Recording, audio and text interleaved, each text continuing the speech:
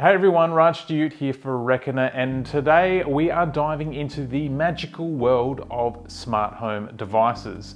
Now, I know a lot of you out there who are using smart home devices probably think that that term is a bit of an oxymoron at this point, but I'm here to tell you that there is one diamond amongst the rough, and that is none other than the Ambi Climate from Ambi Labs out of Hong Kong.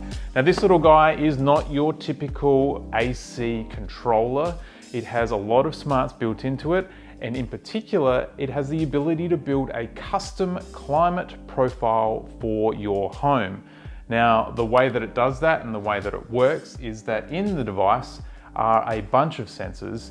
This little guy, which you sit on your shelf within range of your AC unit, has a temperature sensor, it has a light sensor, and it has a humidity sensor, which it then combines with weather data for your location to build up a custom climate profile. And the way that it tailors that profile, the way that it knows exactly how you like the climate to be inside of your home, is with its companion app, which has an intuitive user interface that allows you to very easily and very quickly determine how you feel in your house. It asks you simply, how comfortable are you?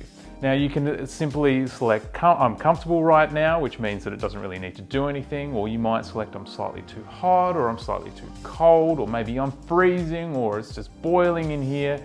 Then the system will talk to the air conditioner in your room and change the settings accordingly to your particular comfort at that time.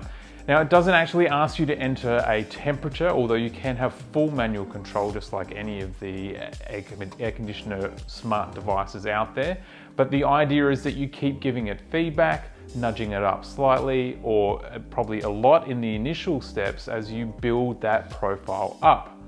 Now, that takes a little while before it gets it right, but boy, does it really get it right. And it does a lot of smart things about having that continuous comfort take place in your home. For instance, in my bedroom, where I've had this guy running overnight through the hotter nights over the summer period, it actually kicks in the fan to maintain a level rather than just pumping out cool air.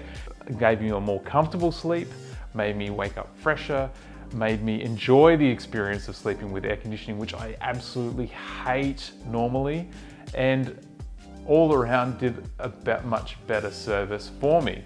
The other advantage of this and the building of the custom profile is that Ambi Labs claim that it can save up to 30% off your energy use on your air conditioner, and it does that by using the smart functions that are available on it.